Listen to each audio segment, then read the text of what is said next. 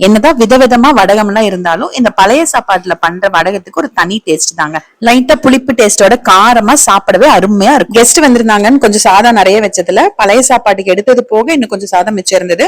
அதை வந்து நான் நல்லா தண்ணி வடிச்சு எடுத்து வச்சுட்டேன். அந்த தண்ணியை கண்டிப்பா வேஸ்ட் பண்ணிடக்கூடாது. சத்து முழுவதுமே அந்த தண்ணி தாங்க. அந்த தண்ணியில உப்பு போட்டு கொஞ்சம் மோர் கலந்து கூட குடிச்சுக்கோங்க. மிக்சி ஜார்ல 1 ஸ்பூன் சீரகம், 1/2 ஸ்பூன் உப்பு, 1/2 ஸ்பூன் மிளகாய்த்தூள், கொஞ்சமா பெருங்காயத்தூள், அதுக்கப்புறமா நல்லா தண்ணி வடிச்சு வச்சிருக்க இந்த சாதத்தையும் உள்ள போட்டுட்டு மிக்சியில அரைச்சு எடுத்துக்கோங்க. அரைக்கும் போது தண்ணி எதுவும் சேர்க்க வேண்டாம். நல்லா இந்த மாதிரி கொஞ்சம் நைஸா அரைச்சு எடுத்துக்கோங்க. இன்னும் கூட நீங்க ஒரு திருப்பிட்டு கூட எடுத்துக்கோங்க. அவ்வளவுதான். இது அப்படியே மிக்சி ஜார்ல இருந்து ஒரு பிளேட்ல குட்டி குட்டியா கிள்ளி வச்சீங்கன்னா முடிஞ்சுதுங்க. நிறைய சாதம் மீந்துருச்சுன்னா நீங்க கிரைண்டர்ல கூட அரைச்சு எடுத்துக்கலாம். அண்ட் அதே மாதிரி முறுக்கு பிடியில பிழிஞ்சிட்டீங்கன்னா இன்னும் சூப்பரா இருக்கும்.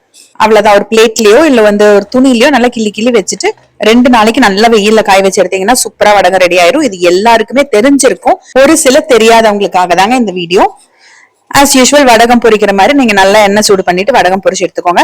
இது நல்லா காஞ்சிருக்கணும், இல்லைன்னா கடுன்னு இருக்கும். அதே மாதிரி நல்லா பொரிஞ்சு இருக்கணுங்க. சூப்பரா இருக்கும். இது எந்த சாதத்தோட வேணாலும் நீங்க வச்சு சாப்பிட்டுக்கலாம். வெயில் சீசன் இல்லைங்க, எந்த சீசன்ல சாதம் மீதமானாலும் இந்த மாதிரி நீங்க செஞ்சு வச்சுக்கோங்க. வேஸ்ட் பண்ணிடாதீங்க.